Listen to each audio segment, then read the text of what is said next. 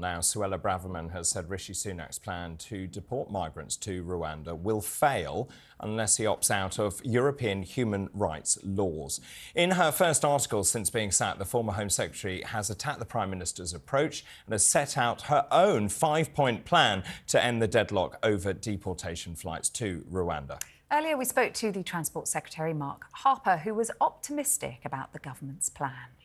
We're going to introduce emergency legislation to Parliament to make it very clear that the UK Parliament thinks that that Rwanda is a safe country and that we're then still aiming to get those flights away in the spring to break the backs of those organised crime groups who are trafficking people across the channels.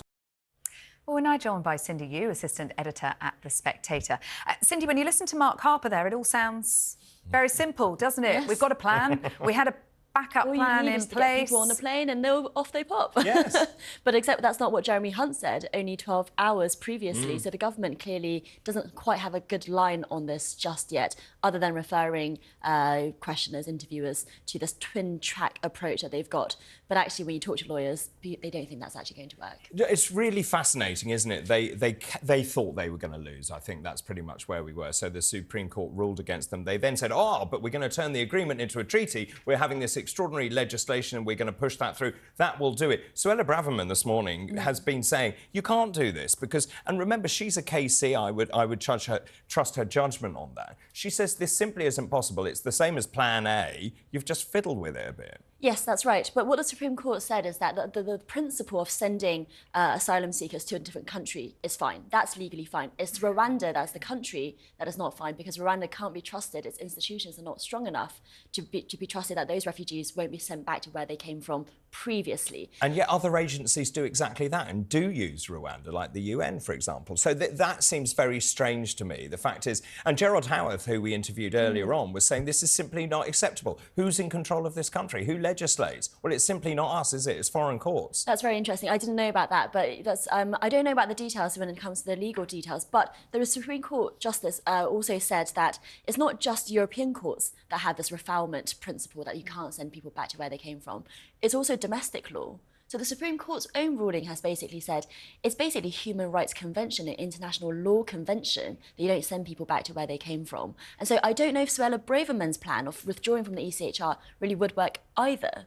So for her, this is a bit of a leadership manifesto, actually. It's a 5-point plan. You know, she's setting out, this is what I would do on this issue. And as you say, David, it's an ideal fight for her. She's got the legal backing. She's got the ideological backing. You know, this is the perfect fight for her. But she's clearly setting this out in a very kind of ambitious way for her own ambitions too. And Rishi Sunak finds himself in a hole now, doesn't he? Does he keep on digging or does he have to try and find another path out of this, a third country, potentially? The costs of this Rwanda plan, there are now questions being asked. Is this actually going to save us any money in the long run? Yes, absolutely. And as Jess Phillips, the Labour MP, pointed out this week, the amount of money they've spent on legal challenges to this is more than they spend on domestic abuse victims, women and children every year. So it's the prioritisation of this goal. But remember, when Boris Johnson first brought this policy in, part of it was that the fight itself they were hoping would boost Tory poll numbers, because at least part of the purpose of this is the optics of the policy. It's just to be seen to be doing something, to blame it on the lefty lawyers, the European lawyers. And, you know, that goal has been somewhat fulfilled, but the longer it drags on, the more it blows back on their But I think the Rishi Sunak did manage to put a bit of a pause on the revolt this week, didn't he, by coming out fighting with that news conference where we saw him perhaps stronger than we've seen. And with the reshuffle as well, and just, you know, kind of sacking Suella. But the grassroots are very unhappy about what is going on. There is no doubt about that. They like Braverman. All the polls about Braverman say the grassroots Tories, who, by the way, didn't vote for Rishi Sunak, like Braverman. Also, we know hundreds of people leaving the Conservative Party, joining parties like Reform. Richard Tice then wrote quite an inflammatory op-ed, I think, wooing over MPs, Conservative MPs, to Reform UK. I had messages from various MPs yesterday saying, please do not fight our seats because we're very worried about losing. So again, the political landscape is shifting dramatically if the Tories are also polling at 19%. Yes, and the new poll this week showed that they were 23 points behind the Labour Party. So despite the Labour Party blowing up over its Gaza split, it's not dented their lead in the polls at all. And it does seem increasingly like the writing's on the wall for the Conservative Party. Keir Starmer maintaining his position on not calling for a Gaza ceasefire. There are reports today that there are further MPs willing to resign over this. And we were just discussing in our newspaper review, Rishnara Ali, who did back Starmer's plan, had protests outside of her constituency office calling for them to vote her out. Yes, absolutely. I mean, these Labour MPs are getting so much pressure from the constituency level. It is incredible, really. But, you know, for Keir Starmer, again, I refer you to the polls. The fact that they've still got an over 20-point lead shows that voters actually, you know, they don't care about this particular position as a general, in general political picture, or that they do care, but they care about other things more. But do you think this could spiral out of control for Starmer? So when you look at those numbers, 8 frontbenchers rebel, 2 parliamentary aides, almost 50 backbench MPs, the longer this goes on, and he calls for humanitarian pauses, not a ceasefire. And you've even got Macron, for example, calling for a ceasefire. You're starting to see Europe becoming divided over what should happen next.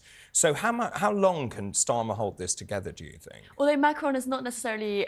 No, he's not. I mean, he's not bellwether.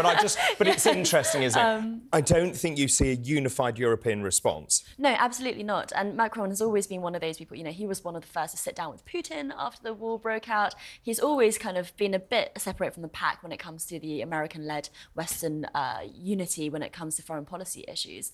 I don't think Keir Starmer is going to budge, actually, because it's just, again, it's just not reflected. He's been accused so many times before of flip-flopping, hasn't he, and changing his policy to fit the mood at the moment. It's potentially quite dangerous territory for him when he's trying to show that he's a Prime Minister in waiting to shift now, isn't it? So in the Times today, there's an interesting column from Patrick Maguire who says that Keir Starmer is very much acting as if he's Prime Minister already. He's got into the mindset he's going to stick with this line because he's a Prime Minister in waiting, he seems. And that's really interesting, just in terms of Rishi Sunak. I'd agree with Sarah that actually I thought it was the most Prime Ministerial I've ever seen him. He was deeply angry, actually, in terms of what he's trying to do, his objectives.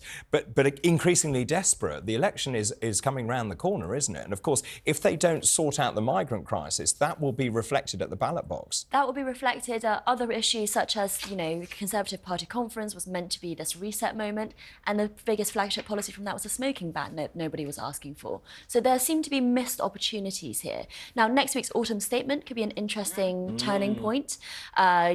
Jeremy Hunt today has come out and said that there might be tax cuts for businesses and for people with inheritances, which is a small number of people. Reaching out to the sort of original Tory faith. Yeah, but exactly. They talk a great game. We've heard it before. We hear it, don't we, incessantly, but nothing ever happens.